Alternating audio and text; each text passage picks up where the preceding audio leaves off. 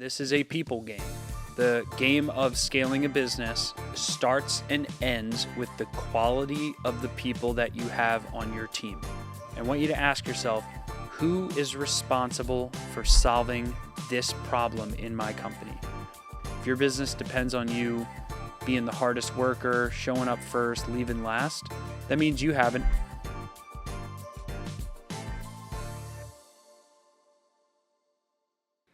Welcome to another episode of the Bill Hauser podcast. Today we're going to talk about people being the number one asset that scales any business. Anytime I get stuck, anytime I get too in the weeds, anytime I start rolling up my sleeves trying to solve problems myself in my business, I realize this is not a me pulling magic tricks game. This is a people game. The game of scaling a business, starts and ends with the quality of the people that you have on your team. We must become hunters of great people in everything that we do. We must hunt constantly, be on the hunt for the absolute best players on our team. Show me any team that wins a championship in sports that doesn't have the best roster, that doesn't have the best overall mix of players. It is the number one thing that causes sports team success, is the person with the best roster, right?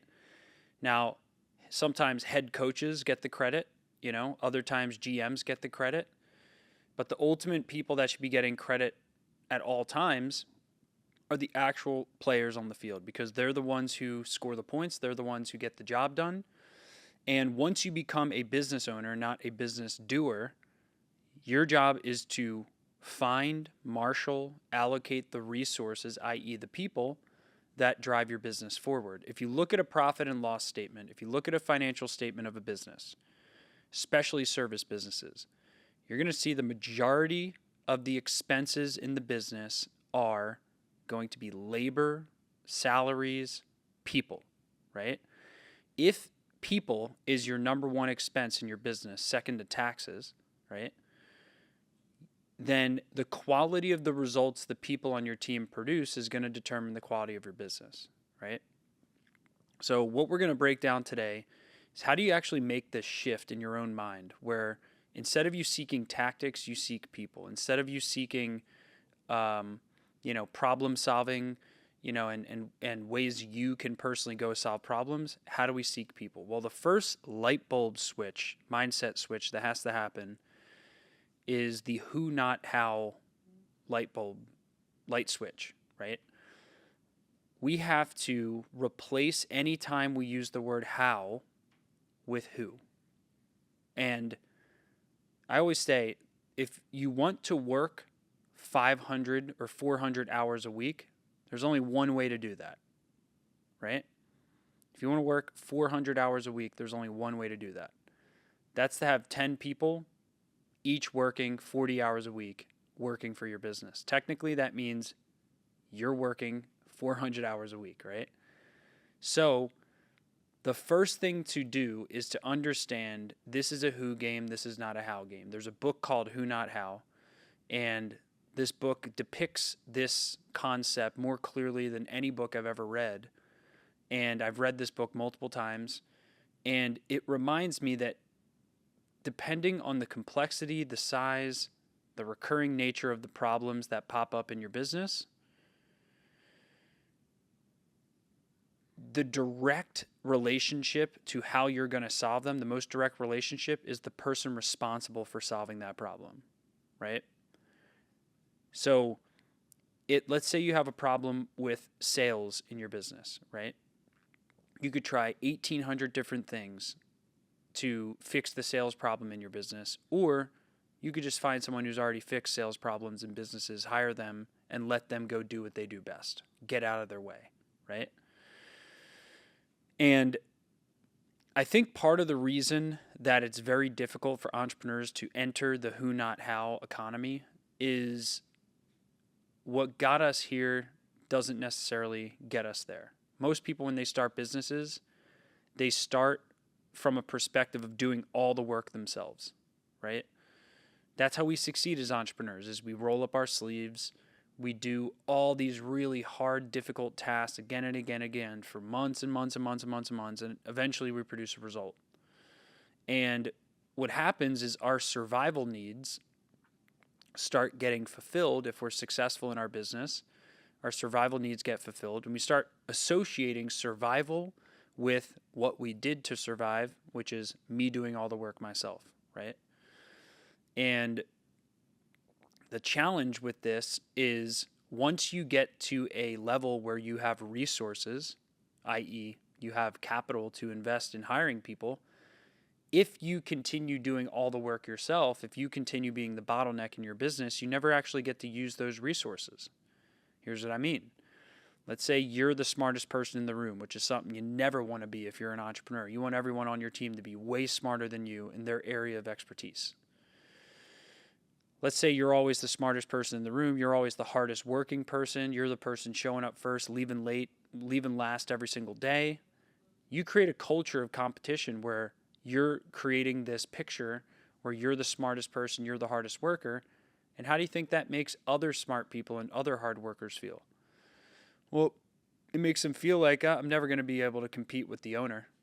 But in your mind, you've convinced yourself, because of this disguised survival impulse that you have, you've convinced yourself that showing up early, leaving late, being this hard working figure in your company is the only way that you can show them that you're still committed, that you're still all in on the business, that no one's ever going to work harder than you. And that sets the standard for your culture you lie to yourself about.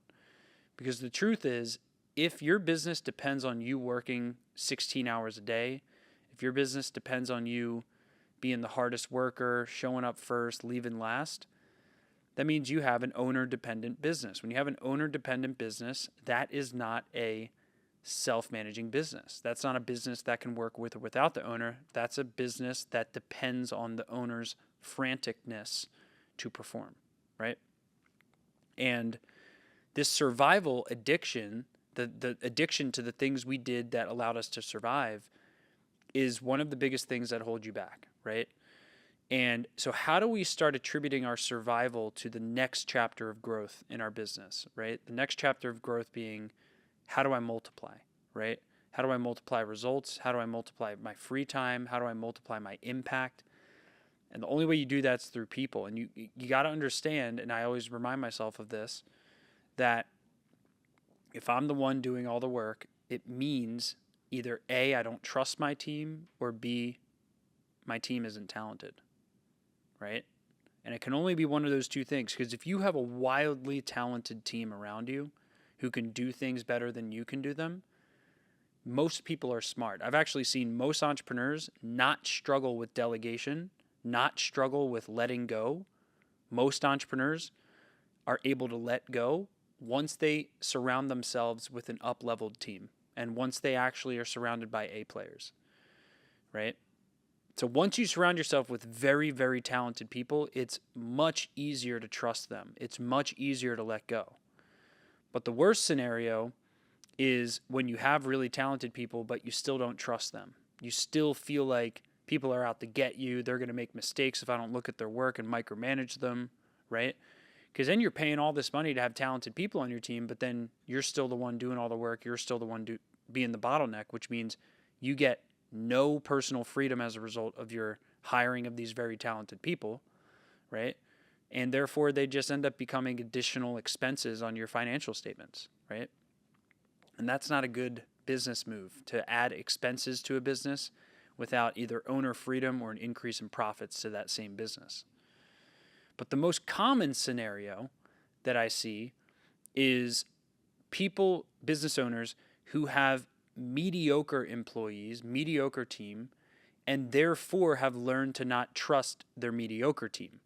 And then they carry that with them even when they have a more talented team, right? Because it's true.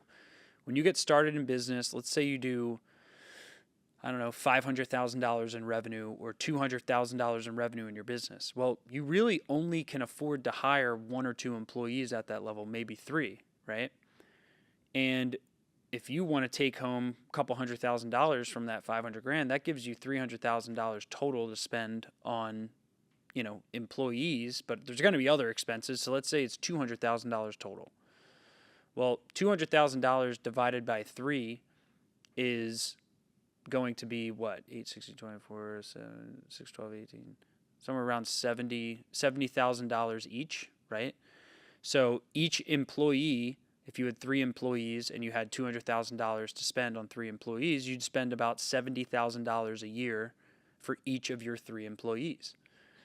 And what you realize in business is that, at that salary level, you have a constraint, right? You're not gonna be able to afford someone who has scaled a, $100 million business and only pay them $70,000 a year to join your team. So inevitably, most times when we're smaller businesses, we hire whoever the hell will say yes, right? I know I was insecure about this when I started my company. Like everybody who accepted the job, I was like, oh, wow, yes, they believe in me, right? And now our hiring process is so ruthlessly detailed that we are pushing so many more people away than we ever say yes to in our hiring process. And that's because we now can afford to hire the best of the best in every role in our company. So we have to be very, very selective with who we hire. And that's not how it is when you start your business, right? So when you start your business, you hire, B players typically. And some of those B players will grow within your company and expand their impact and have a really big impact, right? And become higher and higher ups in the company. We have 2 members of my team who have literally gone from the lowest level role in our company to the highest level roles in our company. But for every 2 people that grow within your company exponentially, there's going to be 8 to 10 people who never grow, right? And they're just happy staying where they are. And that's why at every growth milestone in your business, you're going to hit a breaking point with your team where the 2 out of 10 people that do want to grow with the company will, and the 8 out of 10 or 10 out of, 8 out of 10 people who aren't willing to grow with the company will either drift away, by, you letting them go or you setting higher standards for them not being able to meet those higher standards, etc. Bottom line is only 2 in 10 people are actually able to grow with the company. So my point sharing this is the majority of people that you hire in the early stages of your company are typically not going to be the top number 1 best choice for the role, right? So we hire people in our early stages of our companies, and we still have to micromanage them a little bit. We don't get all of the freedom that we thought we were going to get from those initial hires. And we associate in our mind that when I hired people, my life got harder, right? I just had to micromanage more people. It didn't really give me any time freedom. I still felt like I was trapped in micromanaging so many parts of the business. In our mind, we start associating that expanding my team is actually painful, but that's only because you expanded an inexperienced team, right? So how do we learn to cope with that in our early years in business? Well, we learn to roll up our sleeves, do things ourselves, get in the way, like I said, micromanage, and we start thinking, well, this is the way it is. It's always going to be me needing to micromanage, right? And that's where I think we cultivate this belief. And worst of all is if you survive with this belief, right? Because let's say you go from making $500,000 a year to $600,000 a year. Well, then in the back of your mind, in the back of your brain, that fact that you maintained or slightly grew your business with an increased team, that reinforces to the back of your brain that, oh, I survived this way. I survived. I took my business from $500,000 a year to $600,000 a year as an example with these 3 employees that I have, and I did it. I survived. My survival needs were met while doing that. And the way that I survived was I micromanaged them. I didn't actually let them do their jobs. I was constantly looking over their shoulders. I didn't trust them, right? It caused me anxiety. It made me feel like having a team was actually more work, not less work. A very small percent of entrepreneurs break free from that curse, the survival curse, which is why I so much agree with and constantly repeat the saying, what got you here won't get you there, right? Because if you want to optimize your business on just survival, you're never going to thrive.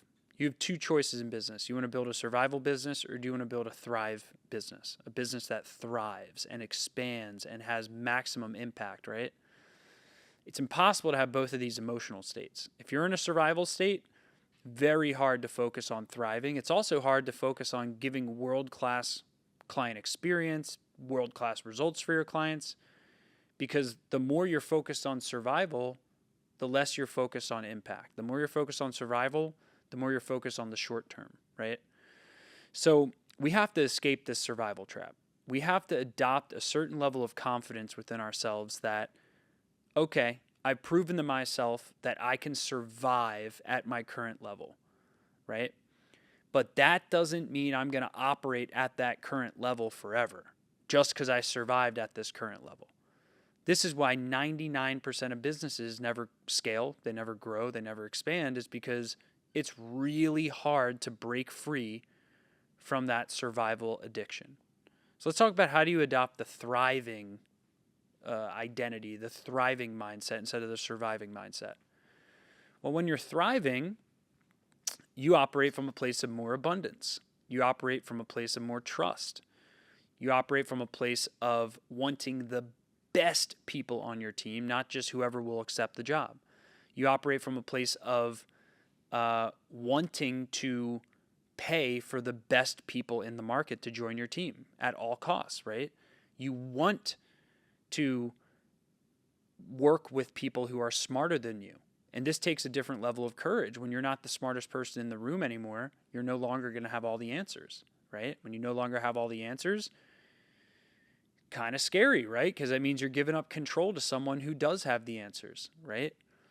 And that's not how we did it in our early stages in business. So therefore it conflicts with our survival needs. So most times someone hires someone smart, that person quits. That's because the owner of the business was not willing to be the dumbest person in the room, or not willing to hire people that are truly more talented and smarter than them, right? So you scare away the smart people. They don't want to work for someone who constantly has to outsmart them, right? You want to work with people who bring out the best of your intelligence, not people who compete with you on intelligence, right? So this whole transition to a people game versus a survival game is one of the hardest psychological light switches to adopt as a business owner, because it does require that trust. It does require letting go. It does require humility around you realizing you don't have all the answers. There is someone who can do anything you do better than you. And your job is to marshal those resources and allocate those resources. One of the things that happens when you scale a business is some people completely delegate the recruiting function of their business, right? And this is usually for smart entrepreneurs, this is one of the last things they give up in their delegation quest, right? You'll see some stories of entrepreneurs, like when Google was scaling. The founders of Google went through a time period when they had like hundreds of employees, and they would still read everyone's resume like themselves, because they were so desperate to find the best engineers to help build Google, right? So you see this, like, smart entrepreneurs typically, they take a lot of time to let go of the recruiting process, because smart entrepreneurs understand the quality of the people we recruit is going to be the quality of this business in the future, right? So it's hard to let go of this process. And the truth is, if you're really playing the game right, you actually should never let go of recruiting. And recruiting is not just recruiting, it's also a relationship game, right? Because the bottom line is this: when you enter the people economy, not the survival economy, you realize all the best people are already employed, right? The best people are not searching for jobs, putting up their resume, crossing their fingers, hoping that the best job comes across their desk, okay? The best people in the market, they are so confident in their abilities, they never have to look for a job, right? And all it takes is one entrepreneur, someone like me, to actually listen And by the way, if you have employees on your team, guarantee every member on your team has worked at a company before your company and knows someone who's a rock star, right? The question is whether you're going to actually listen to them, right? And actually push your ego aside and ask members of your team, hey, our company's having X problem. We don't have someone in X role, blah, blah, blah, blah, blah. Who do you know that would kill it in this role and help us solve this problem in our company? Who do you know, right? One of the biggest time wasters, also value producers in my company, which is why it's kind of hit or miss in scaling my own company, is creating strategic plans. It's something I am good at doing. I'm good at creating strategic plans. I'm good at identifying what needs to happen next, what our top priorities are, how much resources we want to put behind each priority, right? But the challenge with this is every time that I create a strategic plan, I'm preventing someone else on my team from creating a strategic plan. And this is a constant area of improvement for me that I'm continually working on. Every time I create the plan, I'm depriving someone else of the ability to create the plan. And the beautiful thing about plans is when somebody else creates the plan, they own the plan. People own what they create, right? Not what you tell them to do. So, yeah, you could have this smart, brilliant plan, but if somebody doesn't own the plan, then what's the chance of that plan getting executed if the person you give that plan to doesn't really own it, doesn't really want it, they don't really see it through their eyes, right? So what we have to understand is that plans don't make you money.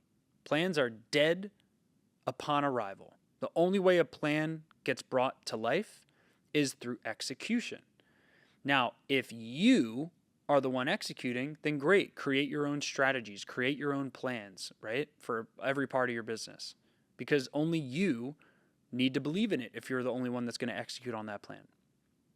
But if you're going to have other people on your team own the plan, they're going to own their action steps within that plan because they created it. When they own the action steps, they're going to take more action. When they take more action, they're going to get more results. Now, maybe the actions they took were not the exact actions you wanted them to take in the exact order, but you're always going to get better results by taking action than you are by creating plans. So I'd rather have the company default on the side of we're all going to take action on plans we own, and I'm going to be okay with some mistakes being made within that purview, right? Versus we're going to analysis paralysis everything, go so into the weeds on our plan that no execution happens and all of our plans ultimately get delayed over time, right? And then we don't actually end up implementing the plans, we don't end up getting the result, we get frustrated, and then we think it's somebody else's fault, right? What if we just flip that on its head? What if we just hire people who are so talented at what they do that they can create the plan, right? What if we just surround ourselves with people who have already been there and done that? The key contributor here is we want to find people with experience and core value fit. I've heard this a million times. Well, if I have to choose between someone with the experience or someone who's a great core value fit and can grow into the role, who should I choose, Bill? Well, the truth is you need both, right? Because if somebody isn't proven in their role, i.e. they don't have the experience, you're taking a gamble, right? And we all know how very difficult it is to know everything about someone in the interview process, right? I mean, people lie in interviews, people show the best side of themselves in interviews, right? So it's very difficult to predict whether or not someone can grow into a role in which they don't have the experience. So that's why all companies need employee growth paths, right? So that certain members of your team can see ways that they can grow within the company, right? And that doesn't exist for every role. I mean, some people who are a technically proficient person, they should become even more technically proficient, right? That's like saying every software engineer at Google can become a software engineer manager at Google. Absolutely not. That would be a terrible decision because 98% of software engineers don't want to manage people. They do not want to become a manager. They want to become better and better and better at the actual software engineering.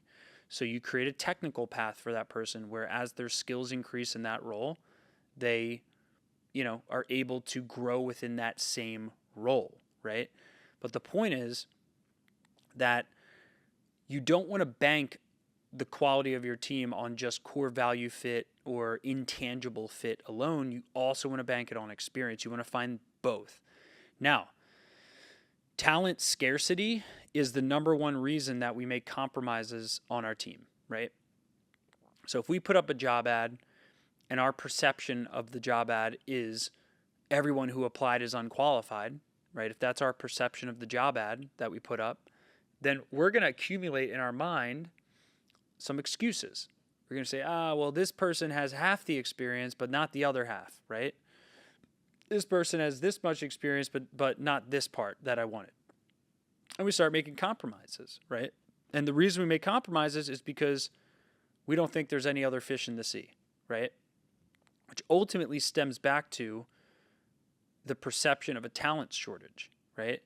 So if you don't have a scalable, repeatable process to have the best people knocking on your door to come work for you, or you don't have the relationships to merit that, then you are going to make compromises on the most important roles in your company. When you make compromises to your company's results. When you make compromises to the people on your team, right? And when that happens, you see reduction in profits, reduction in revenue, reduction in your personal free time, right? But it wasn't the fact that hiring someone caused the problem. It's that you hired the wrong person. And the reason you hired the wrong person is because your decision making was clouded, right? You were not being patient, which is another huge factor. Let's say your head's spinning off. Let's say you're super busy. Let's say somebody quit and you have this gap in your business, right? And you immediately need to hire someone to fill that gap. Okay, what do we do in that circumstance? Do we make a quick hiring decision to fill that seat, to take care of this hole in your business rapidly?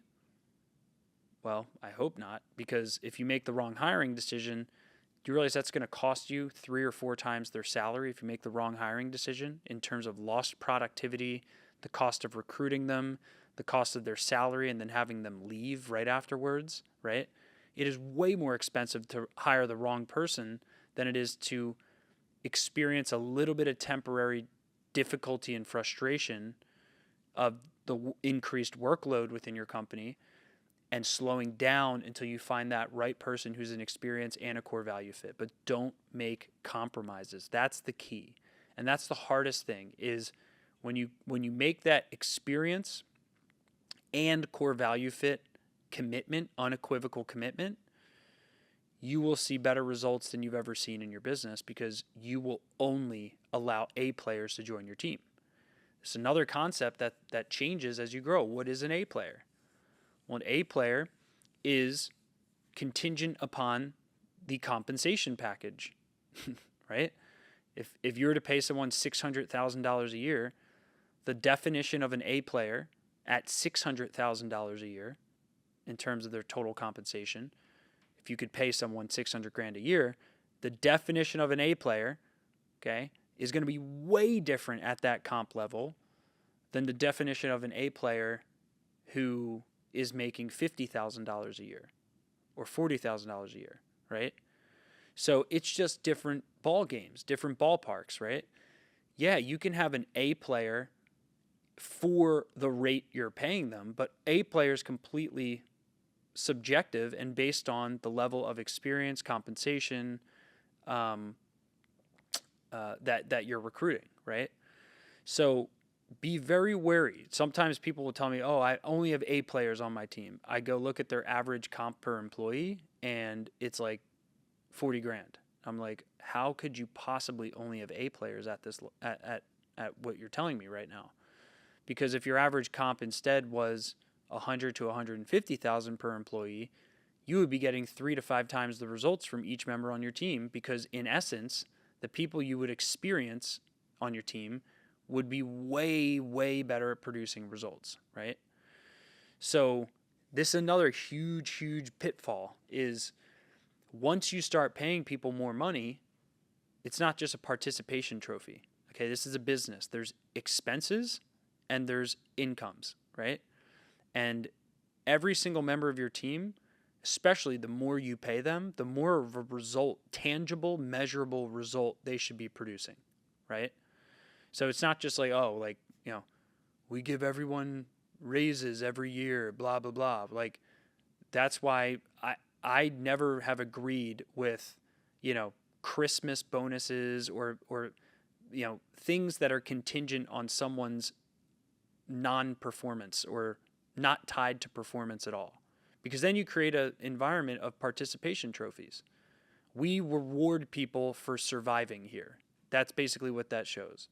We reward people regardless of your performance. Well, what does that say? It means, oh, well, if I just fly under the radar and somehow stay employed here for another year, I'm going to get another bonus, That's not merit-based. But if people produce an outsized result for your company, then in essence, their salary, their compensation should just be a commission of the result that they're producing. Someone brings in $1 million in revenue for you, I'm more than happy to pay them 5% of that, right? Or 10% of that, or whatever percent of that, 20% of that. And when you look at it this way, you realize that if you're going to start attracting A players, you're going to have to start paying more money per employee. But when you start paying more money per employee, you have to demand more performance, because a surefire way to run out of money is to pay everyone on your team twice as much, but not demand twice the results from each person. That's just an expense. That's not going to help you at all, right? It may give you a little bit more free time by doing something like that, by having more talented people, but if you don't demand double the results, you pay them double the salary, double the compensation, then you're making a financial disservice for the entire company and everyone else's livelihood, right? And that's what you owe it to for your team. You owe it to your team to be, if you're the CEO or owner of your company, you owe it to your team to make the hard financial decisions so that everyone can have jobs, so that everyone can support their family through your company. That means some people are going to be pissed off along that path. Some people aren't going to get what they want. Some people aren't going to be perfectly satisfied within that path, right? That's fine. My duty is not to one person being happy. My duty is to the entirety of the organization being happy, productive, and financially solvent and financially thriving. That's my duty to the organization. So that means sometimes I got to make decisions that piss off a couple people in exchange for the greater good of the company, right? And this is why when you enter a realm of A players and you start prioritizing people over process, people over you doing the work yourself, and the how-to and the strategy, you prioritize the people who create the strategy, the people who create the process, which, by the way, like, that is the best way to build processes. Like, some people have told me, oh, I don't want to scale my business because I need to get my processes in place first. Newsflash, if you've been running your business for X number of years and processes haven't been created around something, probably better off not creating those processes yourself. You're probably better off hiring someone who's already created those processes and letting them go create those processes themselves, which comes back to who you hire, right? So don't wait to build systems in your business before you take the next big leap. Instead, hire someone who's already built those systems, let them go do what they do best, get out of their way, let them build those systems, and boom, voila, now you didn't have to build the systems yourself.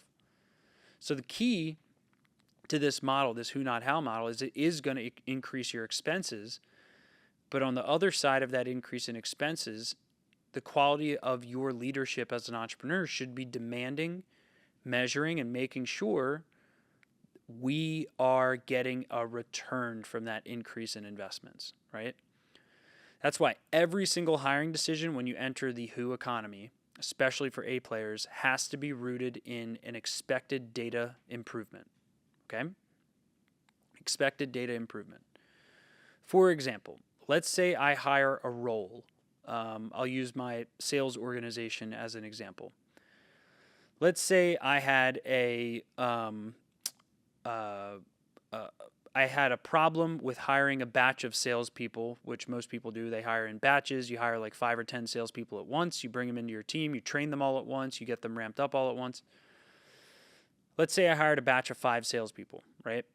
And all 5 of those salespeople didn't work out, meaning they ended up getting fired or quitting. All 5 of those salespeople didn't hit their quota. They didn't hit their goals for sales, right? Well, what does that say about my sales organization? Well, it says something's broken, right? Something's not working. If I hired 5 people, all of them didn't work out, all of them didn't hit their quota, right? Okay. So, what if I were to hire a full-time sales trainer on my staff, right, for $100,000 a year or something like that? And this full-time sales trainer's sole job, is to ramp up, train, and get moving the new salespeople that we hire in our business, right? And let's say I didn't already have that role. Well, I may look at that role and I might say, nah, I'm not going to hire that role because I'd rather just hire more salespeople again, because salespeople produce immediate money, right? And I don't want to hire any fluff in between the salesperson and them bringing in revenue, right? Well, that thesis got disproved, right, from my past experiment of hiring 5 people and them not working out, as an example. Okay. So now I have a choice. If I hire this full-time sales trainer, then I'm going to incur a $100,000 additional expense, right? But the question is, what return on investment would I get from that expense? Okay. Let's say everyone's quota on my team is $200,000 as an example. Let me use $100,000 just to use the math simpler. And let's say this trainer helps the next batch of salespeople I hire, 5 salespeople. Let's say that helps the next batch, helps all of them hit their quota, and helps make it so that none of them leave, none of them get fired, none of them quit. Well, if each of those salespeople are bringing in $100,000 in annual revenue a month, okay, that's $500,000 in new sales per month from those 5 salespeople. Okay, $500,000 per month. Over 12 months, that's $6 million in annual revenue. Okay? And let's say that me hiring that $100,000 a year sales trainer produced that $6 million in new revenue. Okay? Well, what on the surface seemed like an expense and something I didn't want to spend money on actually ended up being a $6 million return on investment versus a $100,000 expense, right? And the challenging thing in entrepreneurship is typically the first thing we look at is the expense. We don't do the upside math. We don't look at what if this works? What if I get someone in this role? What if they solve X, Y, and Z problem? What if this works? And if you enter with that mindset, you're able to make more bold investments in your business, even if those investments are not directly related to a one-to-one return on investment, but maybe they have an ancillary or a downstream return on investment, right? Because not all A players on your team can be individual contributors, right?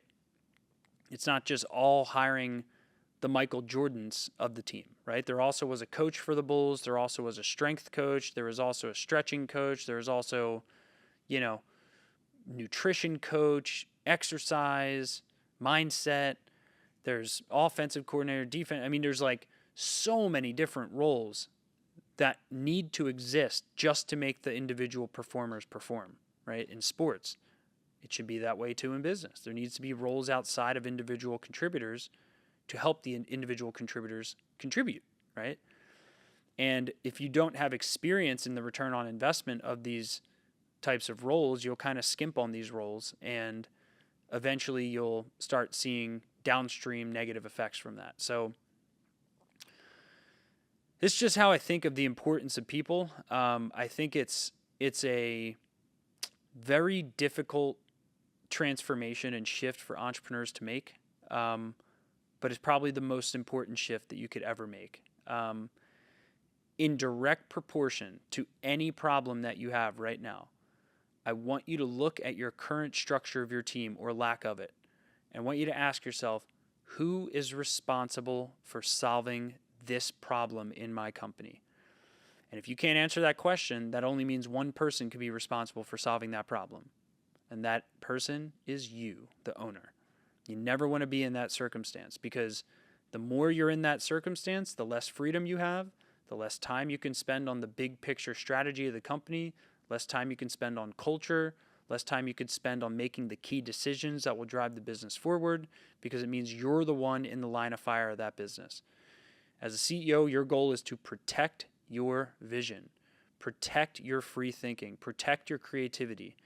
And you can only do that by having a world-class team of people around you. So stop the excuses. If you're not happy with your current team, you can make a change starting today to enter the who, not how economy. So hope you found this valuable. I will continue unpacking this concept over some of the next podcast episodes, because I know it's a big problem for a lot of business owners. Until then, I'll see you in the next episode. Stay great.